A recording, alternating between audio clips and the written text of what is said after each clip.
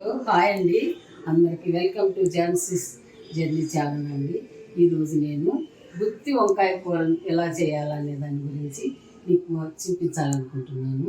ఈ గుత్తి వంకాయ కూరకి 3 పేర్లు ఉన్నాయండి. తెలంగాణలో బగారా బైగన్ అంటారు, నెల్లూరు నెల్లూరు కడప అక్కడేమంటారంటే ముద్ద వంకాయ, నూనె వంకాయ అంటారు, ఆంధ్రాలో గుత్తి వంకాయ అంటారు. ఇన్ని పేర్లు ఉన్నాయమ్మా.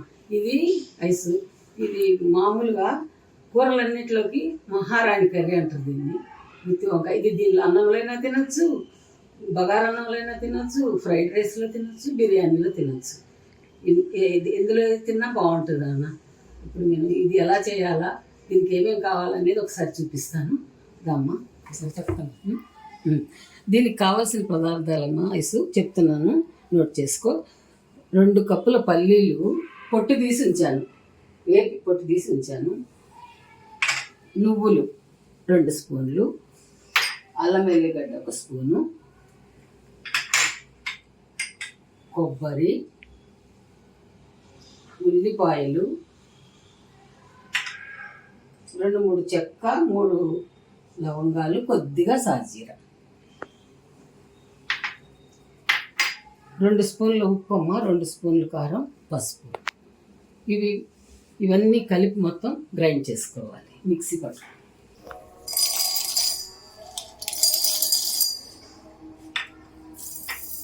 వస్తుందా?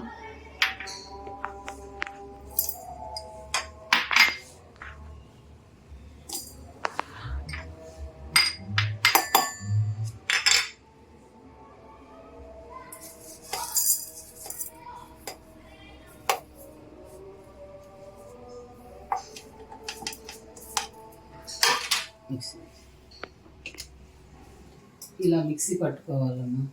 మిక్సీ పట్టిన తర్వాత వంకాయలు ఉన్నాయి కదా, ఇవి వంకాయలు తీసుకొని 4 ఘాట్లు పెట్టాలి.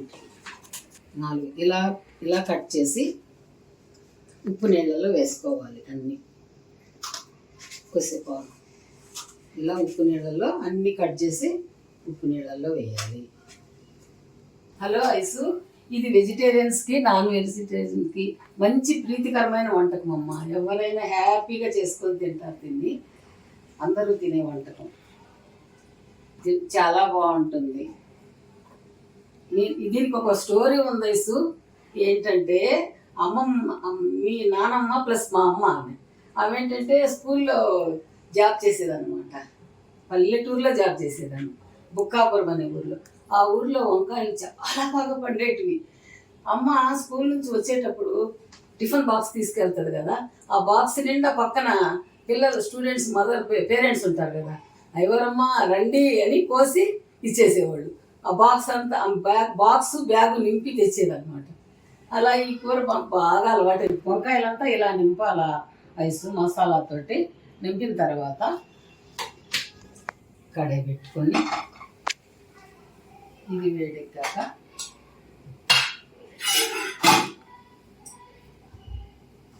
3 స్పూన్లు నూనె వేయాలి.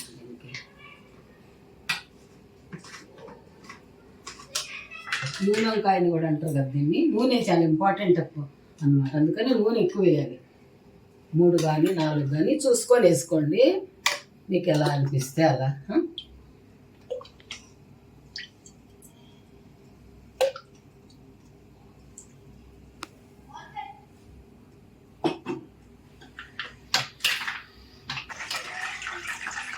నూనె కాగిన వేసి వంకాయలు వదిలేయాలి, నూనెలో వదిలేసేయాలి.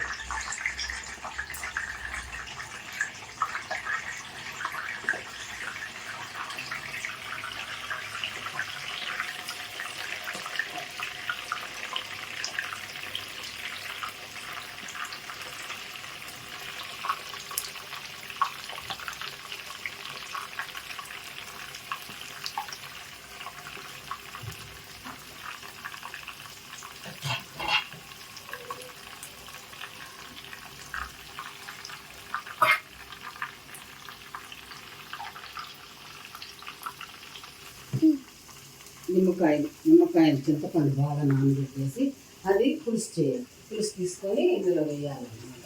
లాస్ట్లో మసాలా నీళ్ళు ఇవన్నీ ఉన్నాయి, ఇందులో చింతపండు వాటర్ కూడా కలిపేస్తున్నా. మొత్తం కలిపి కొంచెం వంకాయలు ఉడికాక మొత్తం అందులో వేసేయాలి.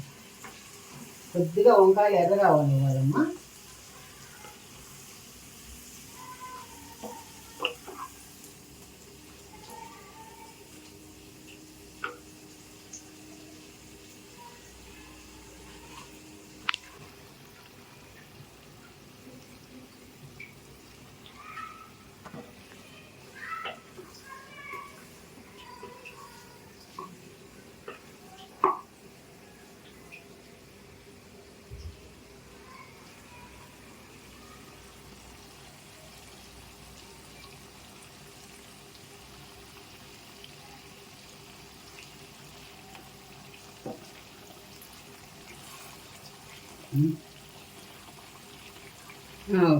వంకాయలు బాగా ఎర్రగా అవుతాయి అన్నమాట. మసాలా అంతా కొంచెం రెడ్ కలర్ వస్తే బాగుంటుంది అన్నమాట. బాగా మసాలా వేగినట్టు వచ్చాక తర్వాత లాస్ట్లో పులుపు, చింతపండు పులుపు, మసాలా నీళ్ళు ఇవన్నీ ఉన్నాయి కదా, ఇవి అందులో వేసేయాలన్నమాట.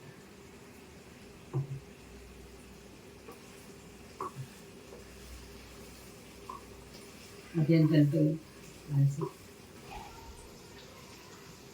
ఈ మసాలా నీళ్ళు, చింతపండు నీళ్ళు అంతా కలిపి ఇందులో మొత్తం కలిపి ఇందులో వేసేయాలి.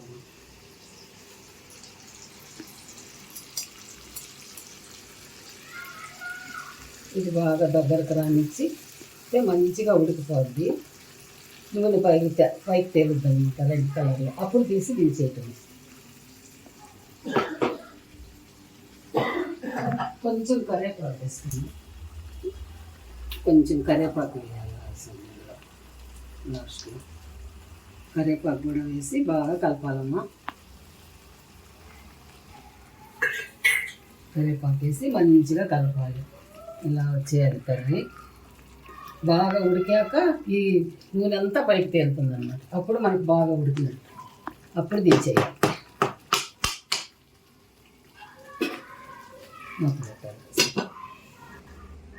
బాగా ఉడికింది రైస్, దగ్గరకు వచ్చింది నూనె. ఇప్పుడు మంచిగా వంకాయలు ఉడికిపోయాయి.